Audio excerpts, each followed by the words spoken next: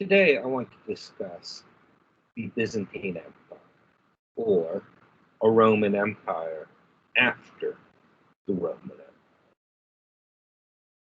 Look at this graphic, it's showing some of the ebb and flow of the Byzantine Empire over its history. If you watch the dates, you will notice that this empire lasts a very long time. In fact, its existence is arguably one of the measures of how long were the Middle Ages. Now, when we think of Rome, we think of the Italian city itself, founded on April 21st, 753 BC by Romulus. The Kingdom of Rome turns into the Roman Republic, 509 BC. The Roman Republic, city of Rome, steadily conquers its neighbors until it's ruling everything around the Mediterranean. Under Augustus Caesar, the Roman Republic becomes the empire. It is now a permanent dictatorship ruled by one man. For the next 400 years, the Roman Empire will be the largest, richest, and most powerful state the world has ever seen, controlling most of Southern Europe, Western Europe, Northern Africa, and Southwestern Asia. In the 4th century, under Constantine the Great, the empire is reshaped. Constantine is leading a rebellion starting from Britain, moving southwards towards Rome, when, due to the vision of a glowing cross in the sky, he puts Christian emblems on the shields of his soldiers, winning a great victory the next day at the Milvian Bridge, and then ending persecution of Christians. 12 years later, he moves the capital of the empire to a city that he will rename Constantinople. Meanwhile, in the next century and a half, the Western Roman Empire begins to have problems.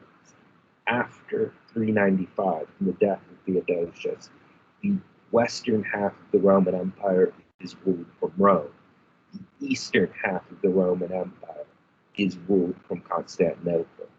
They are two emperors ruling different halves of a single state. The western half, over the course of the next 80 years, is overwhelmed by barbarian invaders, Goths, Huns, Vandals, Franks, Anglo-Saxons, Burgundians, Swaves, and so on, who carve it up to create their own kingdoms. After September 4th, 476, there is no emperor in the West. There is only one Roman emperor. He is based in Constantinople, and there will continue to be a Roman emperor until May 29th, 1453. Now, what do we call this 1,000 years of Roman history after Rome is not in the Roman Empire? Usually we call it the Byzantine Empire. But there's something really important to know. The people of this empire will always call themselves Romaoi, that is, Romans, and they will call the country they live in the Roman Empire. People to the north of them, the Russians, the Bulgarians, other peoples of Eastern Europe, will call them the Romans. The people to the south of them will, in Ethiopia, in Arabia, in North Africa, will always call them Romans. The people to the east, the Persians, the Turks, various Muslim powers that will come and go, will always call them Romans.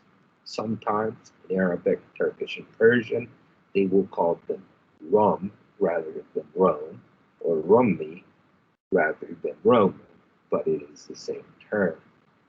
Western Europeans, though, begin calling them the Greeks, and the Greek Empire. However, it's only after the empire is no more that the empire begins to be called the Byzantine Empire. It is always the Roman Empire. But this can be confusing. So we will use the term Byzantine to refer to this empire. Just remember, this is not the name they called themselves. Now, the new capital that Constantine makes as capital of the empire is an old city called Byzantium, or Byzantium. He renames it Nova Roma Constantinopolitana, New Rome, the city of Constantine. This is not the only name it will be known by. During the Middle Ages, it will be called Custania by the Arabs, Miklograd by the Vikings, the shining city, Tsarograd, the city of the Caesars, by the Russians, and today it is known as Istanbul.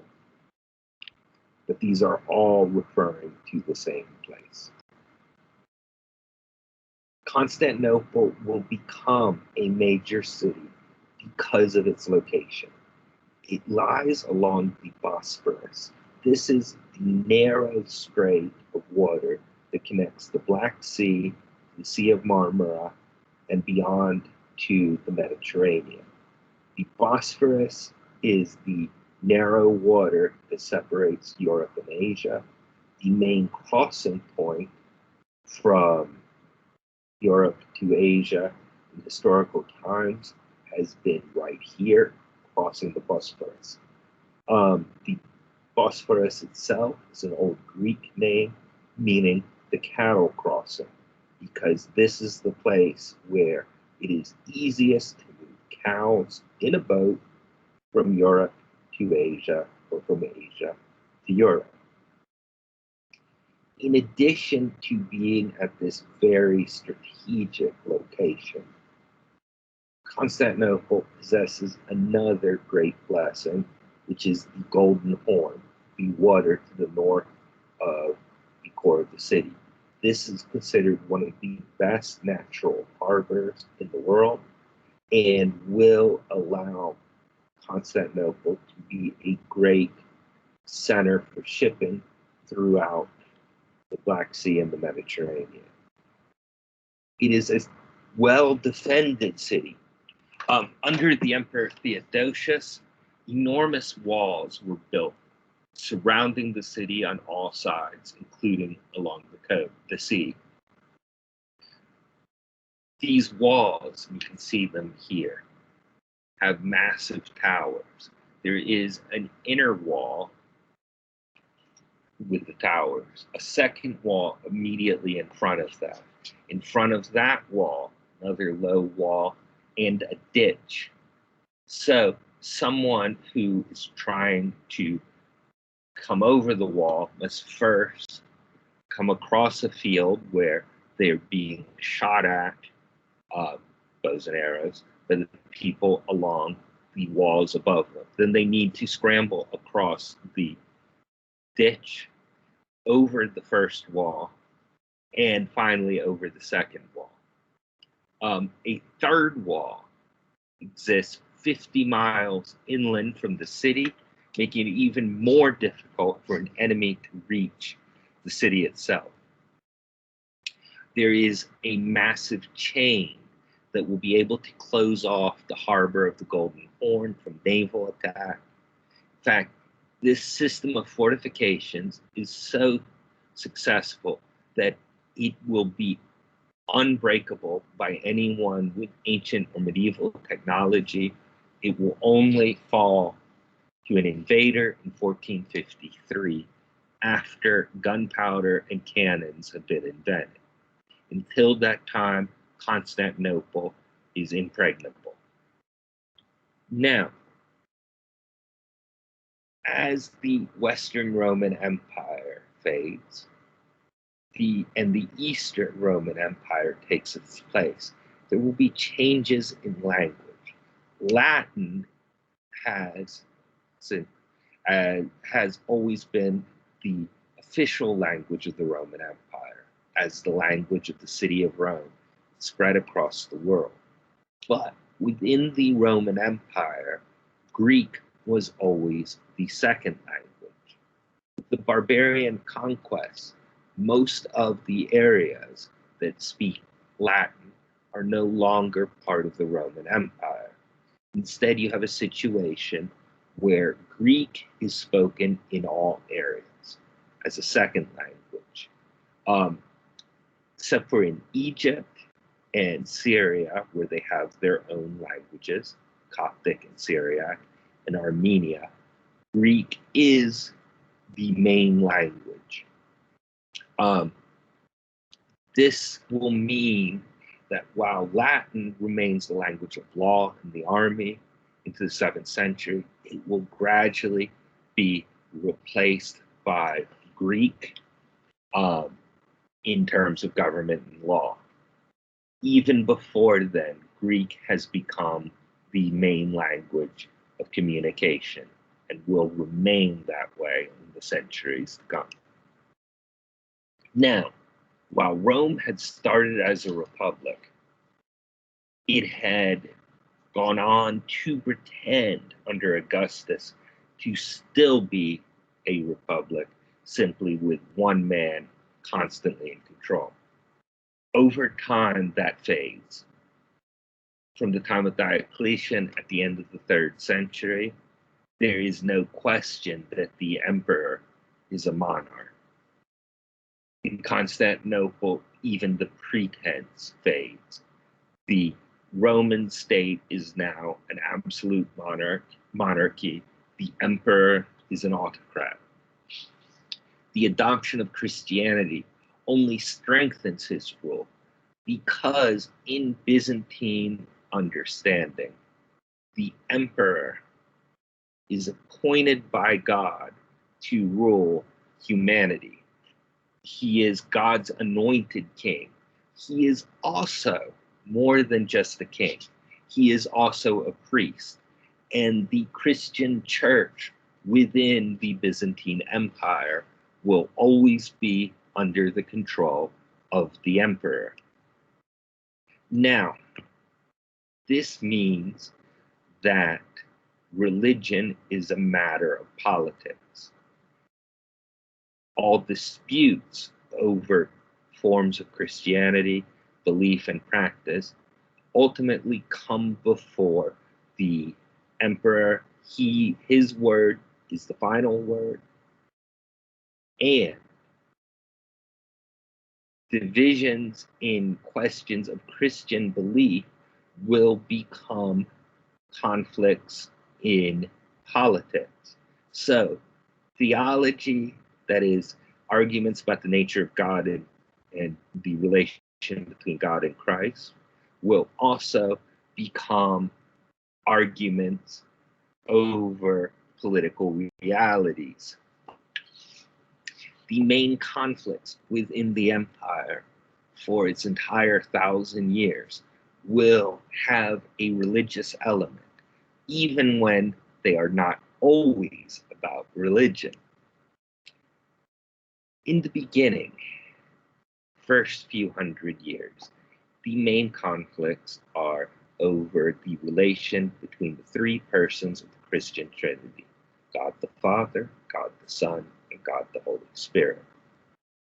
Now, some of the divisions will be more adopted by some of the regions and peoples within the Byzantine world.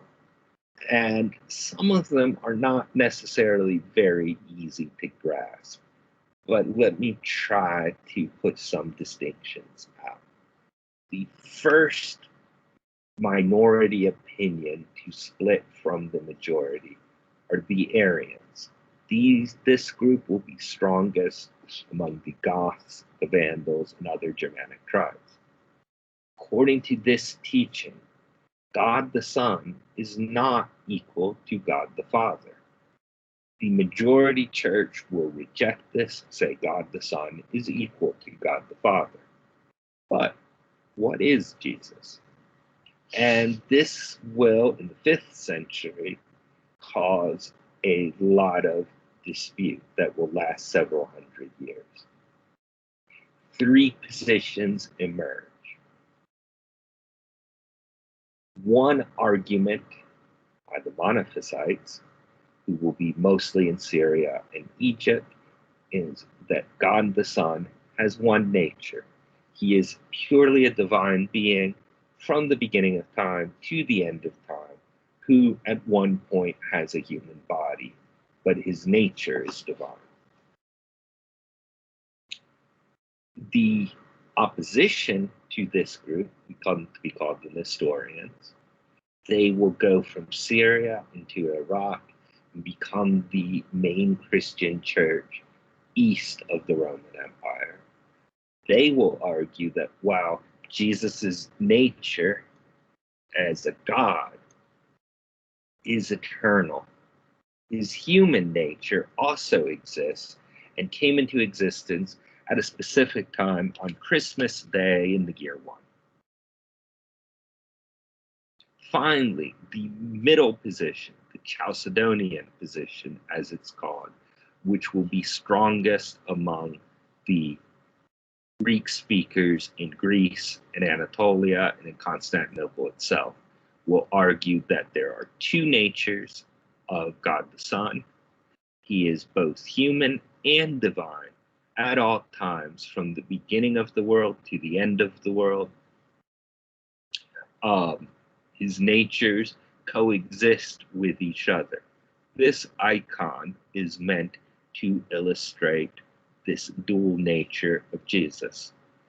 If you notice, the 2 sides of the face do not match, because the left half of the face is Jesus the man. The right side of the face is Jesus the divine, coexisting with his 2 different aspects at all times. Now, the difference between these is really, really minor. Literally, it is the difference of a single letter, homoousion versus homoiousion in Greek. Difference is the letter iota. So there is an iota of difference between them. And it is something very few people can fully explain beyond a very, very simplistic level. What this really means has been argued a lot. In very recent years, the main Christian churches, the Protestants, the Catholics, the Greek Orthodox, the Oriental Orthodox, the Church of the East, and so on, have come together and all agreed that basically it doesn't matter, because they're all more or less the same thing, and we as humans cannot really know. However, that's a very recent development. And as I've told people before, if you can fully grasp and explain each of these different positions and how they are different, call a major Christian organization, call the Pope. He'll probably, if you can explain it to him clearly in a way that anyone can follow, he'll probably tell you, come to Rome because you will be his new assistant, because no one can do this. That said, it will matter a lot to the people of the empire. They think there are differences. Now, in this empire, for most of the people living in it, the years after Constantine are very good. Life continues as it had in the later centuries of the Roman Empire. The society is becoming more Christian. There are changes in fashion, new technologies introduced, but it's very, very slow, very, very gradual, unlike what's happening elsewhere. Outside the northern Balkan Peninsula, basically modern Bulgaria, Serbia, and so forth, the barbarian invasions really do not affect most people. If you are in the Asian or African provinces of the Eastern Roman Empire, if you are on any of the many islands in the Mediterranean, these are all things that happen a long way away and don't really affect your life. It is a peaceful time. It is a stable time.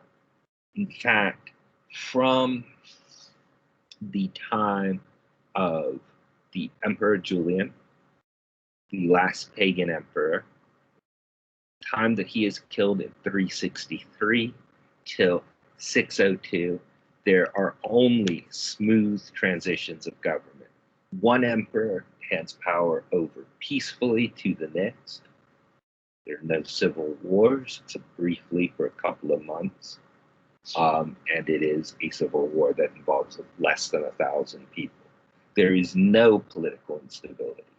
This is in great contrast to the Western Roman Empire in its last century, where there is almost always a civil war raging in addition to conflicts with the barbarians. Civil war, arguably, is what brings down the Western Roman Empire. The lack of civil war is what allows the Eastern Roman Empire to prosper. Now, let's talk about some of the greatest, possibly the greatest of the Eastern Empire.